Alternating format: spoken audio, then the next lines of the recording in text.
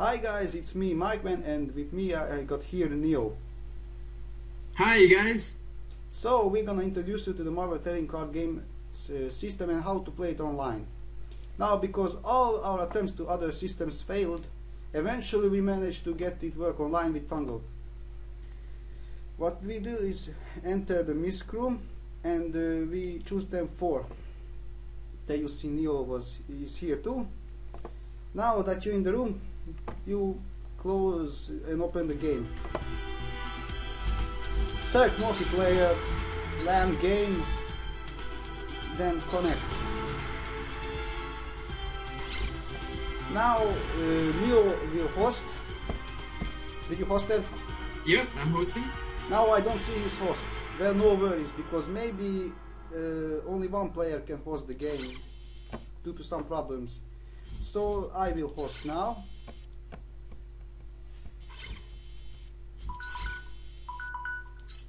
What the hell is that?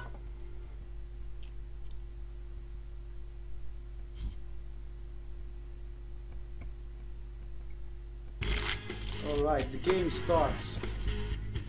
The game randomly selects who to start first, who to choose, and it said to me to select who to start first. I will select that I will start first. Alright, the game starts that we draw 4 cards. However, it has a special feature that if you don't like the 4 cards you draw, you can take a mulligan. This means that you put the 4 cards in any order to your bottom of the deck and you draw the next 4 cards in hopes that you get a card. For example, in my case I expect a low level character to summon it. Well, unfortunately I got one level 1 character, so I didn't say nothing. Now, first thing you must do is in resource step is to set a card for resource. Resource determines which card you can summon or activate. Now I have 0 resource, and now I set this card in the resource row. Now I have 1 resource, and this is resource threshold, and this is your active resource. This is what you spend, and this is determines the cards you can use. For example, with 1 resource I can use Nasty Surprise when I have it on the card or the resource row. So let's start by in recruit step to summon a monster. Basilisk is a level 1 monster, I can summon it. And I choose to summon it in the back row. But first I have to wait Neo to pass. Alright. Because Basilisk is a very strong level 1 monster, his downside is that when I summon it, he comes in the field exhausted. So in this turn I can't attack with him. Now, to explain more, you have characters, equipment card, plot twist allocations. In my hand I currently possess characters and plot twist. Characters to summon and equipment to activate, you require active resources. However, for plot twist allocations you just have to have enough resource power. In this case, this plot twist I cannot attack till I have 3 resource powers. As you can see, here is showed the cost of the card. Here shows which affiliation it is, which indicates which characters can attack together or defend each other if they are same affiliation. These beacons indicate if the attacker has flight or range. Flight attackers can attack 2 blocks, so if the character would be here, he could attack the back row character, or from the back row he could attack the front character. If he don't have flight nor range, he couldn't attack from back row at all, not even the player itself. Because my character has both, he has absolute domination over the field, he could attack anywhere, except the player itself, of course. Player can only be attacked directly if all card monsters are stunned, or he has no monsters at all, I mean characters. Alright, I will pass. Now the next step is the formation step. Here I could keep my monster anywhere I want, but because I already decided to put it here, I pass this step. Now I give the resource step to Neo. Now he will choose a card to set to the resource step. Now it's reckless. If he has a level 1 character, he can summon it.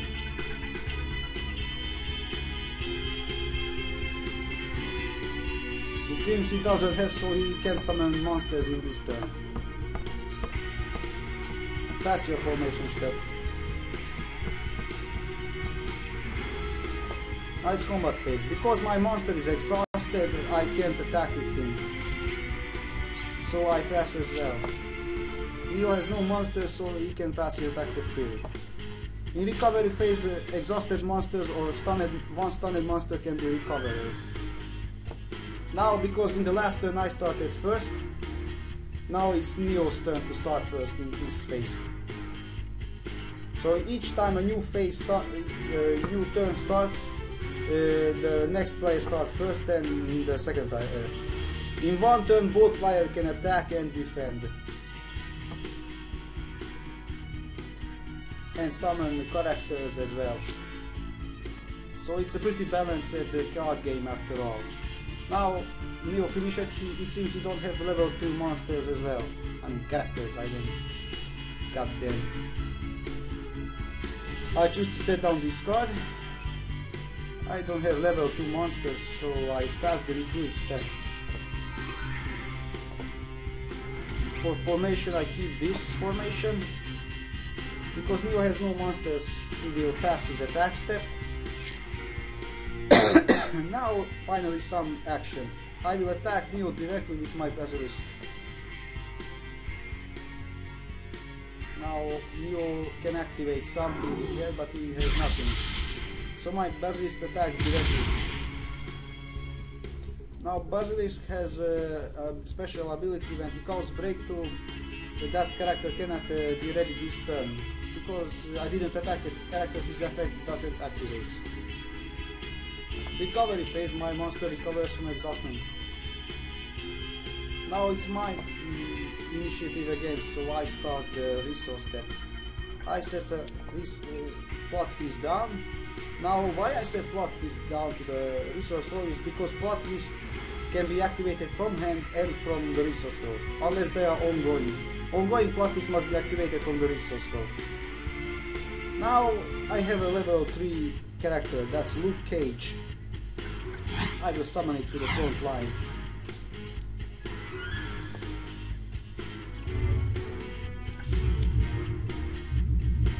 Luke Cage's special ability is that when he is summoned, I can draw a card. I drew Spider-Man, he's a level 7 monster, so I will need 4 more turns to summon him. I put Luke Cage to the front line because he don't have range nor flight. As you can see, Basilisk have range and flight, which means he can attack anywhere, but Luke Cage can only attack front row of monsters or back row of monsters, depending is it protected or not. So I put Luke Cage to the front line in order that because if character with neither range nor flight is in back row, he can't attack player directly. So only put if it to the back row if it's a weak monster you want to protect it. Neo finally summons a monster and it's Dagger. I say monsters, it's a goddamn hero for a villain. Why are you so silent there? You have the right to speak too. This isn't Yeah, of course. Yeah, that's more like... So since I don't really have any cards to back me up for this monster, I'm just gonna pass my turn. Same thing with the formation. So you put it to the back row because she has range. Yeah. Ranged characters can attack from back row as well. Yeah. Now, let's see. Because Basilisk has flight and range, I can attack your Dagger. As I said, characters with both flight and range can attack anywhere they want. Yep. So, because with either character I would attack would be stunned, I will attack with the weaker one, and I will attack your Dagger. Alright, I have no way of defending myself, or do I? Let me see. Yeah, don't think so. Alright. Neo has nothing to activate, so I pass too.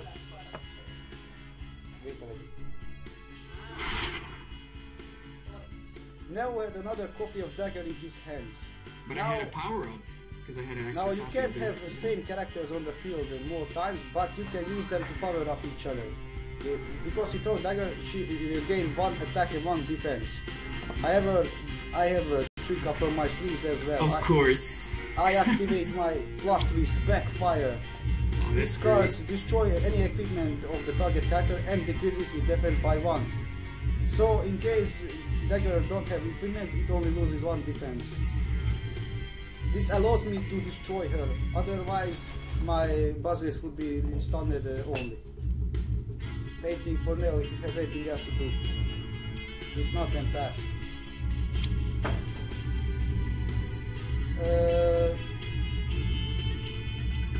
You shouldn't activate that one. Yeah, I know. That you activate when you attack and I reinforce my character. Oh, Then you activate that and select the character that I reinforced, and that character cannot be receive reinforcement. Understand? Yep, understood. Okay. Okay, hold on. Let's see what we got here. Reconnaissance. That card allows you to check opponent's face down resources. Nice. 2 plot twists. So now Wonderful. now see my 2 plot is finishing move and nasty surprise. If that's all, then the attack can finally resolve.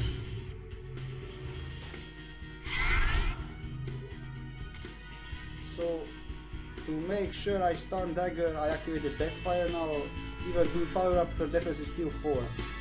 Pass Neo. The battle starts.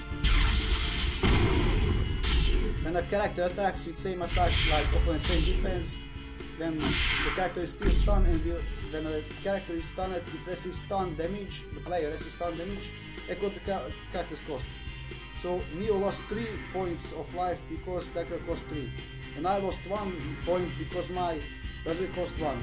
I didn't lose the difference between attack and defense because only the attacking character can cause that damage. The defender cannot cause that damage. Now that his dagger is stunned, I can attack with Luke Cage directly.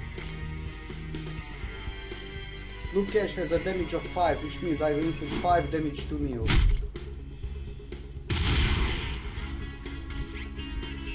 Now I don't have anything else to do. Neo has Nether monsters to attack.